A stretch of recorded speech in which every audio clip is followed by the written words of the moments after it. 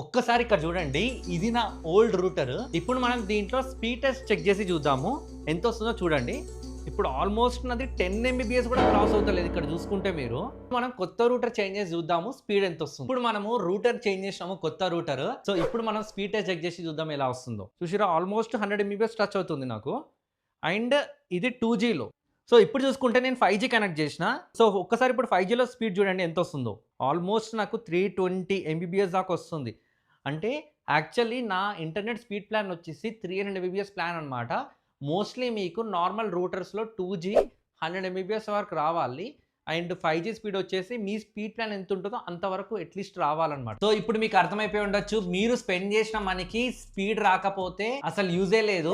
మీ speed plan ఏంటిదో and me router ఎంత వరకు సపోర్ట్ చేస్తుందో ఒక్కసారి స్పీడ్ టెస్ట్ చేసి చెక్ చేయండి. సో ఈ వెబ్సైట్ యూజ్ చేసి మీ వైఫై స్పీడ్ అయితే ఒక్కసారి చెక్ చేయండి. ఓల్డ్ రూటర్ ద్వారా మీకు కూడా స్పీడ్ డ్రాప్ అయితే మాత్రం బడ్జెట్ లో బెస్ట్ పర్ఫార్మెన్స్ ఇచ్చే రూటర్ మాత్రం ఇదే అని చెప్పుకోవచ్చు. ఇది ఒక బెస్ట్ సాలిడ్ చాయిస్.